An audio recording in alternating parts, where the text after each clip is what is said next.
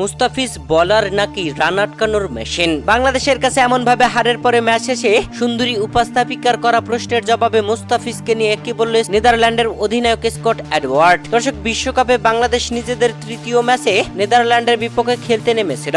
Super 8-এ ওঠার এই সমীকরণের ম্যাচে মাঠে নেমে বাংলাদেশ টসে হেরে গেলেও নেদারল্যান্ড টসে জিতে বাংলাদেশকেই ব্যাটিং দেয়, যেখানে বাংলাদেশ আগে ব্যাট করতে নেমে সাকিব আল হাসানের দুর্দান্ত হাফ সেঞ্চুরিতে 159 রান সংগ্রহ করে। এরপরে 160 রানের টার্গেটে ব্যাট করতে নেমে নেদারল্যান্ড শুরুতে দারুণ ব্যাটিং করে, তবে দুর্দান্ত বোলিংয়ে বাংলাদেশ তাদেরকে ম্যাচ জিততে দেয়নি, যেখানে বাংলাদেশ 25 রানের জয় তুলে নিয়েছে। আর সুপার 8 ওঠার সমীকরণে একদম নিশ্চিতই প্রাইম। বাংলাদেশের হয়ে এই ম্যাচে দারুণ বোলিং করেছেন প্রত্যেক বলারই তন্মধ্যে রিশাদ হুসাইন করেছেন অবিশ্বাস্য বোলিং। সবচেয়ে বেশি অবিশ্বাস্য বোলিং করেছেন মুস্তাফিজুর রহমান। নিজের কোঠার 4 ওভার বল করে মাত্র একটি উইকেট তুললেও দেন মাত্র 12 রান। এখানে যেন বাংলাদেশ ম্যাচটা জিতে গেছে।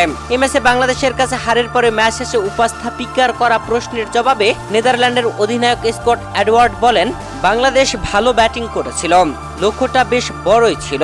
এমন পিচ কন্ডিশনে এত রানের তাড়া করে জয় পাওয়াটা যে কোনো দলের জন্যই কঠিন। আমরা ব্যাটিং এ শুরু থেকে ভালো খেলছিলাম, তবে 15তম ওভারের পর থেকে আমরা খেলা হারিয়ে ফেলি। চাপে পড়ে যাই, ওদের বোলাররা দারুণ বল করেছে, বিশেষ করে মুস্তাফিজের বলে আমরা রানই তুলতে পারিনি।